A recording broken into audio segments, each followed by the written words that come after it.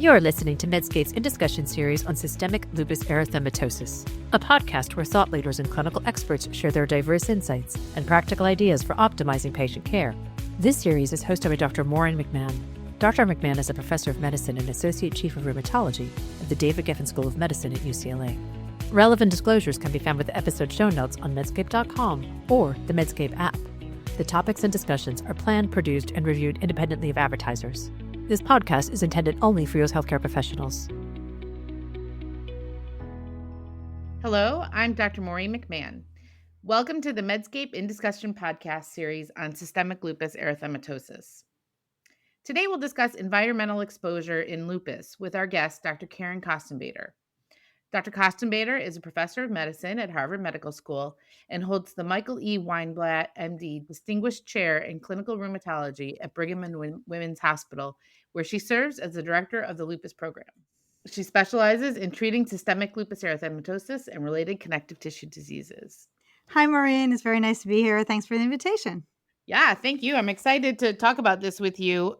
I think that of the questions that I get from my lupus patients, these topics kind of are at the top of the list of things that people want to know about. So I'm excited to hear what you can tell us today because I know you've done a lot of research in this area. Great. Yeah, I agree. It is. Well, I think it's a fascinating topic as well. The top thing that I get asked about by patients, both with respect to how they got their lupus in the first place and with how they should manage their lupus now, is around the topic of diet. And I know that you've done some research on different food exposures, and I was wondering if you could talk to us a little bit about that. To back up, I think I've been looking for, why people get lupus and environmental exposures for most of my career. I think it's such a complex disease. There's so much going on in the immune system, and we know that people develop lupus because probably they have a genetic predisposition, but then along the way, there are environmental factors that, including everything you can think of in life that might be environmental or even behavioral and lifestyle and all these other things like diet that we're exposed to that could increase or decrease our risk of developing lupus. And then they're also kind of, they can interact with each other. It may not just be one exposure. It could be multiple things. It's been complicated to study, but I've been very lucky to have access to the Nurses' Health Study, which is a very large cohort of women started back in 1976 here at the Brigham and Women's Hospital in Boston. And then other cohorts as well. We've also studied diet and the risk of lupus in the Black Women's Health Study, which is also based in Boston at Boston University. And we also are not the only ones studying diet in the Nurses' Health Study and Black Women's Health Study and other cohorts. A lot of the world's greatest in nutritional epidemiology work in these cohorts and have developed different algorithms for looking at diet and putting all these foods into different patterns. We've looked at Western and prudent diet and the risk. And a lot of this we've done for rheumatoid arthritis as well, which is more common. And so we have more sample size, more power. And then we look for lupus. As you said, everybody's interested in diet. Like, what are we taking in that might, change our immune system, that might increase or decrease the immune stimulation of someone who might be developing lupus or another, disease. So we looked at Western and prudent diet, and we didn't see anything for a risk of lupus. We looked at several different dietary patterns that were already put together, including the DASH diet to reduce hypertension, as well as an alternative healthy eating index, a Mediterranean dietary pattern, and an empirical pro-inflammatory diet, which was actually based on biomarkers. And of all of those, actually, at that point, we didn't see much for diet. We saw maybe that nuts and legumes were associated with a lower risk, possibly carbohydrates. And in the Black Women's Health Study, we looked at Western and prudent diets, and then we looked at many different dietary nutritional components, and we saw that high carbohydrate intake was associated with an increased risk of lupus. Of developing lupus. Of developing lupus later on, yeah. So, right, exactly. So the Black Women's Health Study started in 1995 and followed women forward with similar questionnaires. It was really based very closely on the Nurses' Health Study pattern, so it's been easy for us to translate our work over there, asking women every couple of years about their dietary intakes and over time. And then we have also got medical records and validated the new cases. And so here we saw especially high intake of carbohydrates. And then most recently, we've been interested in what people have been interested in a long time, in junk food, basically ultra processed food. The categories of ultra processed food were defined by, or the categories of foods into these four categories, where ultra processed is the most processed, were defined by Professor Carlos Monteiro in Brazil a few years ago. And then we had to adapt them for the Nurses' Health Study. And honestly, it's hard for some of them. So it puts the foods into categories. The lowest is like really raw, you eat an apple, that's Sure. unprocessed. So that you know where it is, what it is, etc. And then there are two intermediate categories of semi-processed and then processed, which is like eating applesauce probably out of a can. It depends on what else is in it. Ultra processed was something that really only vaguely resembles food anymore, honestly. It's like a lot of chips and soda. It doesn't have a lot of nutritional components. It has a lot of other stuff in it, including emulsifiers and stabilizers and, other stuff that they put in dyes and things that are hopefully regulated, but we don't know if they're harmful to human health. And a lot of high fructose corn syrup, especially in sodas and things. So there we did see an increase in the risk of developing lupus many years later, and we did this many ways in terms of cumulatively updating from the beginning and putting people into tertiles, or the women into the tertiles of the highest intake of ultra processed food, the real junk food, and the lowest over time. And there was a clear signal of an increased risk. And then in many of these analyses, we have done stratified analyses by double stranded DNA positivity from the medical records at the time of diagnosis. We don't follow the women and the studies after diagnosis. That's a little too hard, but at least we get all the medical records at the time of diagnosis. We know they were double stranded DNA positive or not, and about 50% of patients are. And we saw a stronger signal for the double stranded DNA positive onset of lupus with double stranded DNA positivity, which is always good to see because, in my opinion, that's like real lupus. Right. We know that that's highly specific for lupus. And it was about a doubling of risk. It was about a 50% increase risk overall in the highest tertile. So that's a real signal. And so after looking multiple ways or multiple years, I think we now see that it's really the bad food, the ultra processed food, that may be contributing to risk rather than these other patterns. And these are all calorie adjusted, so it's not just taking in a lot of food. And then we also looked at absolute intake as well as relative intake, and it looked like it was the absolute intake in terms of grams per day or servings per day rather than the percent of the dietary intake. It's really like how much exposure you have. So, how are you counseling your patients when it comes to diet? Now they're already your patients. They've already developed lupus. So that's interesting. I think we still can say healthy diet, avoidance of ultra processed food. When we looked at all the different kinds of ultra processed food, of course, we didn't have power to look in every single category, but we did anyhow. And we saw that it was really soft drinks, soda, both artificially sweetened and sugar sweetened, that had the strongest signal. So I think if you're going to change one thing about your diet that really might be pro-inflammatory, and has a lot of high fructose corn syrup and probably a lot of excess carbohydrate as well, is to stop the soda. And we also know it's bad for kidney disease and a lot of other things. And I think that we can counsel our patients about ultra processed foods for a variety of reasons. So, all rheumatology patients and all patients in general, because the ultra processed foods have been associated, or high intake has been associated with risk of all cause mortality, cancer, cardiovascular disease, diabetes, hypertension, you name it. And we take in a ton of them.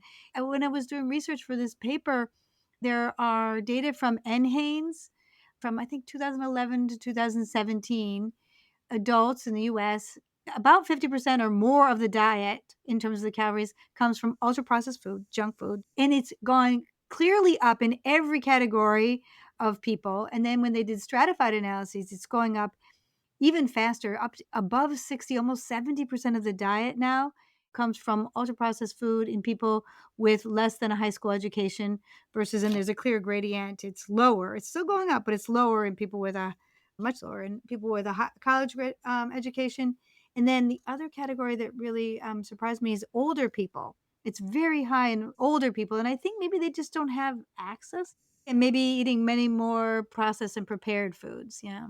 That's really helpful to know and helpful to have that conversation with patients because it is sometimes I think easy to follow the path of least resistance and go get the easily prepared ultra processed foods. One of the other things that comes up frequently when patients are asking about how they had their lupus or, how they developed their lupus in the first place, one of the things I hear frequently is that maybe they had an infection that preceded it, that they're linking to it. And I was wondering, what you know about the data that confirms or denies that. So it's much harder to study infections and whether they trigger the onset of lupus or other diseases.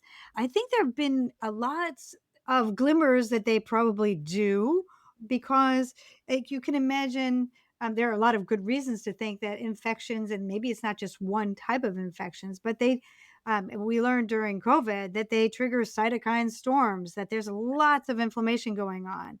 And there have been several studies now using large populations and administrative data that do show that the risk of developing all kinds of autoimmune disease.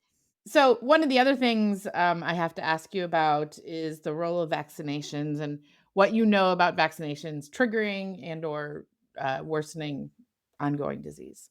So I'll start off with a disclaimer that I'm a big fan of vaccinations.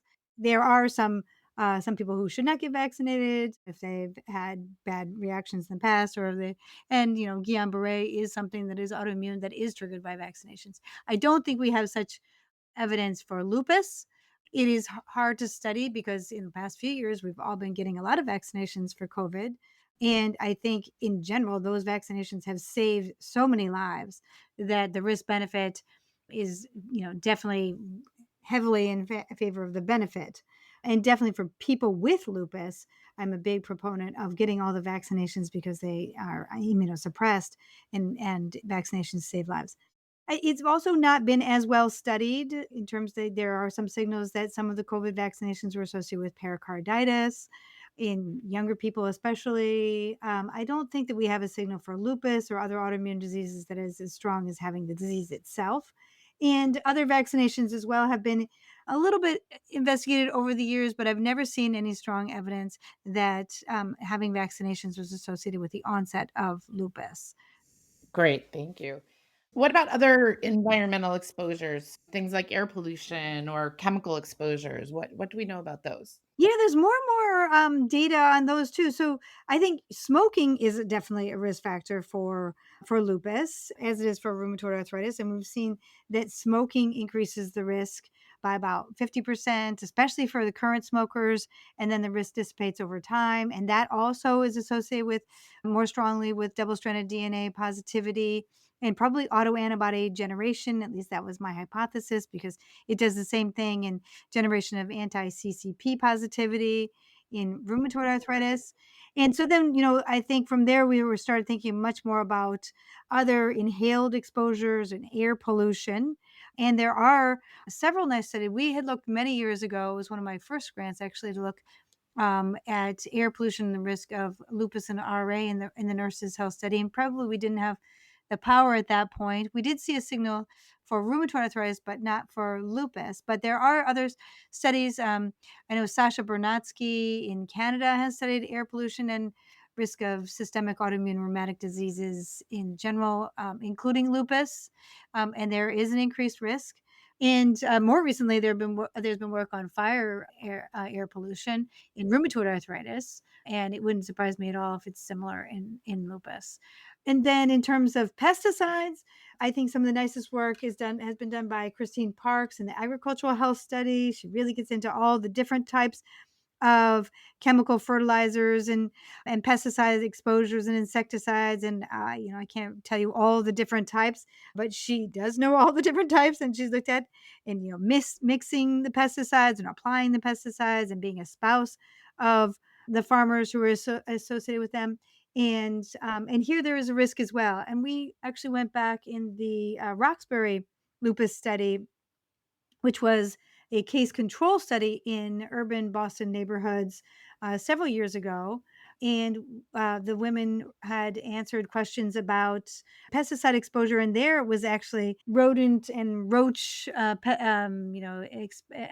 insecticide applications in the home that people were exposed to, and we saw a risk associated with that as well. So I think that there are a lot of chemical exposures out there, organic solvents, pesticides, that people are exposed to that could stimulate the immune system. And we don't understand all the mechanisms, if these are similar mechanisms or if they're different mechanisms. What about some of the other lifestyle things? I mean, we talked a little bit about smoking, but what about other things like sleep or stress? Yeah, we've studied those as well, and I think that's the beauty of the Nurses Health study too. That these are kind of exposures that have been self-reported for many years, and then we can look back many years prior to. We saw that sleep deprivation, as you mentioned, was associated with increased risk, a very strong increased risk, like a more than 2.5 or about 2.5 times higher risk. In our study, the chronic low sleep deprivation, I think, duration category was less than 5 hours a night versus less than or equal to 5 hours a night versus greater than 7 to 8 hours, which is considered normal. But everybody's different. Yeah, my boss, for example, only needs 4 hours of sleep a night, and that's very annoying. But so some people can get away with it for forever and function very well. And some people will say, I always get 10 hours of sleep, which is very lucky for them as well. And you mentioned stress, and psychosocial PTSD has been strongly associated with risk of lupus and other autoimmune diseases, and trauma exposure, depression as well, we've seen with RA and with lupus, and then adverse childhood experiences. And we've tried to do kind of mediation analyses as well, because it's hard to know. There are studies that show that having PTSD is associated with having more systemic inflammation. So having higher CRP and IL-6 levels, interestingly. But is this through unhealthy lifestyle, like, as well? Is it more smoking, and is it less exercise, and is it more obesity, and is it more a lot of other things? And so part of that risk is mediated by that, but there also may be direct, there's a lot, we wrote a whole review on how PTSD may be related to lupus, and there are a lot of things beyond other risk factors, a lot of, the HPA axis being invoked, and vagal tone, especially. People are very interested in stimulation of the vagus now, which could be good. And, the parasympathetic nervous system being good for reducing inflammation and being calming. So I think that's all fascinating. And I think that's actually a really hopeful message, because I think it is, nice for patients out there to think that there are things that they can control. There's so many things that we're out of control in our lives, but controlling your healthy lifestyle and really focusing on eating well and exercising, I think that that's a good message for all of us. Well, thank you so much, Karen, for talking to us today. Today, we've been talking to Dr. Karen Costenbader about environmental exposures in lupus. And I think that we've all learned about some of those risk factors, but also how some of the healthy lifestyle habits can really, hopefully, lead to better outcomes and healthier patients all around. Thank you for joining us, everyone. Please take a moment to download the Medscape app to listen and subscribe to this podcast series on systemic lupus erythematosus. This is Dr. Maureen McMahon for the Medscape In Discussion podcast. Thanks for listening to Medscape's In Discussion Systemic Lupus Erythematosus podcast series with our host, Dr. Maureen McMahon. Be sure to look for more In Discussion episodes wherever you get your podcasts. Check out medscape.com or the Medscape app for show notes, links, and more information on systemic lupus erythematosus.